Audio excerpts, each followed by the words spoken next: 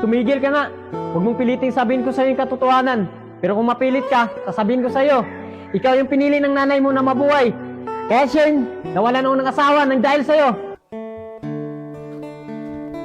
Uy, Rain, anak. Bumalik na ba yung kapatid mong si Shane? Tay, hindi pa nga po eh. Ang dami niya pa nga pong labahin dito. Ako po maglalaban yan. Ano ba namang batang yun?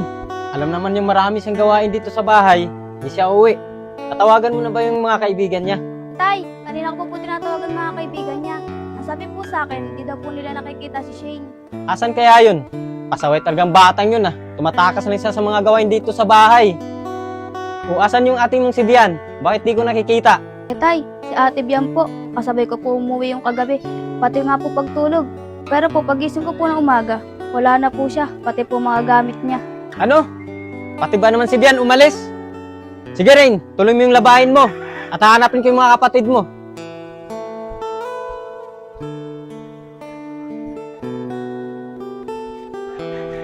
Saan ko kaya makikita yung mga batang yun? Mga pasaway talaga. Lalong-lalo na si Shane. Pre, napapansin mo ba? Ilang linggo na dito matambay dito si Apong. Kaya nga pre, mapansin ko na din. Pero baka busy lang. O kaya may trabaho na. Saan kaya napunta yung mga O, pre, kaya batang di yun? nakakatambi siya pong. Baka may trabaho na. Nakita niyo ba si Bian at saka si Shane? Ang Allen, di po namin sila nakita. Kanina pa po kami nakatambay dito ni paring Igoy. Di ba nga Igoy? Oo nga mga Allen, di pa namin sila nakikita. Kanina pa kami nakatambay dito. Ah, ganun ba mga bata? Sige, maraming salamat sa inyo ah. Hanapin ko lang yung mga anak ko. Kahapon kasi hindi umuwi si Shane. Tama ba yung narinig ko? Kapon pa di umuwi si Shane. Nag-aalala din ako para kay Shane. Kaya nga pre, ano na kaya nangyari?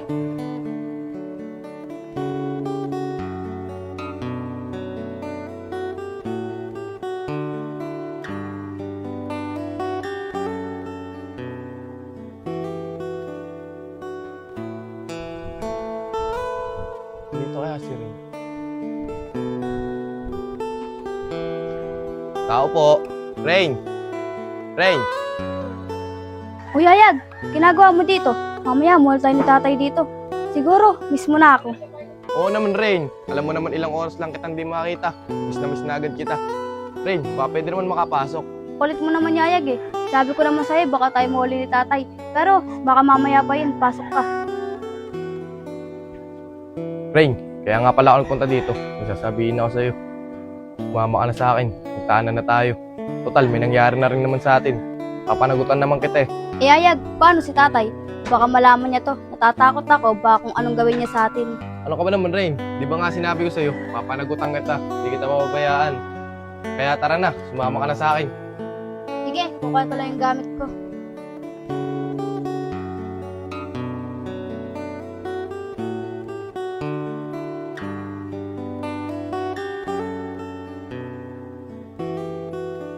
Ang hirap namang hanapin yung mga batang yun. Nag-alala na talaga ako.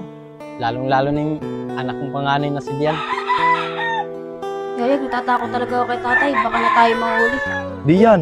Huwag kang matakot. Akong bahala sa'yo. Papanagutan naman kita eh. Sigurado kayo, Ayag ah. O Rain, anak, saan ka pupunta? At bakit may dala kang bag? Eh, tay, aalis na po ako. Sasama na po kami ni Yayag. Ano ba naman yan, Rain? Iniwan na nga ako ni Dian at ni Shane. Pati ba naman ikaw? At ikaw naman, kaya mo bang buhayin yung anak ko? At may maipapakain ka sa kanya? Oo naman mga Allen. Kaya ko siyang buhayin. At may nangyayari na rin sa amin. Pananagutan ko naman yung anak niyo eh. Ano? Totoo ba yung sinasabi niya, Rain, na may nangyari na sa inyo? Opo, tay. May nangyari na po sa amin ni Yayag. Kaya po sasama na ako sa kanya. Ano? Hindi! Tara, pasok sa loob! Tumabay ka nga dyan! Tay! Tara! Tay! Hayaan mo na po ako. Sasama na po kami ni Yayag. Kaya nga mga Allen. Tara, Rain. Rain! Anak! Huwag mong iwanan si tatay! Rain! Ano bang nangyayari sa akin? Iniwan ako ng mga anak ko. Wala na akong kasamahan sa buhay.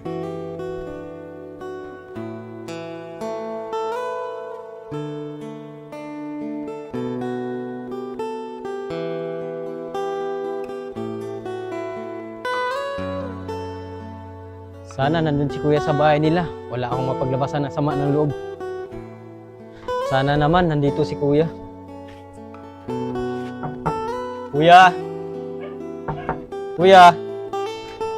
Uy, tol. Gabing-gabi ah. Napadalo ka. Bakit? Anong problema?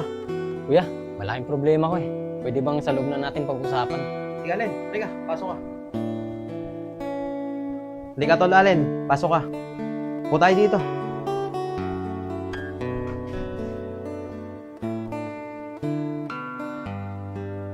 O, Tol Allen, bakit? Ano bang problema mo? May matutulong ba ako sa'yo? Kuya, malaking problema ko eh. Kasi yung anak kong si Shane, nilayasan ako. Yung dalawa ko namang anak, naipagtanan. Mag-isa na lang ako sa buhay ko. Tol Allen, alam ko na lahat. Kinuwento sa akin ng anak kong si RB. Nagpunta kasi siya sa inyo, nakita kayo. Pinapagalitan mo si Shane at kung ano-anong pinagsasabi mo masasakit sa kanya. Kumusta na kaya si Tito at si Pinsan? Ba't kaya pinapagalitan si Shane? Hoy Shen, tumigil ka nga. Huwag mong piliting sabihin ko sa'yo yung katotohanan. Pero kung mapilit ka, sasabihin ko sa'yo, ikaw yung pinili ng nanay mo na mabuhay. Kaya Shen, nawalan ako ng asawa nang dahil sa'yo. Dad, tumalaman ni tatay. Kailangan tumalaman ni tatay. Ano-ano kasi pinagsasabi kay Shane ni Tito na masasakit. Tay.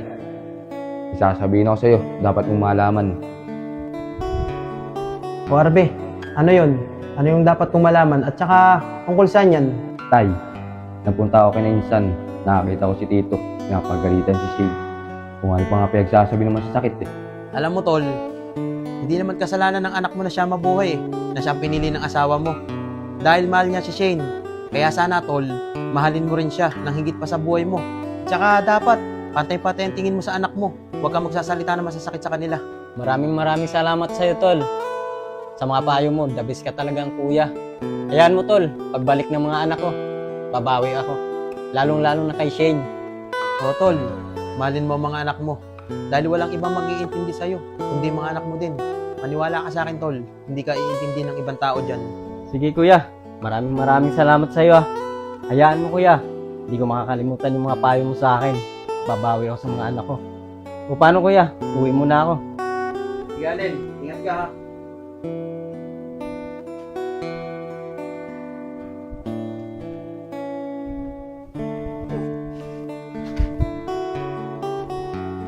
Kuya! Allen, Kuya! anong nangyari sa'yo?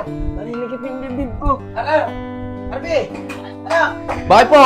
Kunin mo yung susi. Dadali natin sa ospital dito mo. O sige po. Halika, tulungan mo ako. Halika, Tol. Tayo.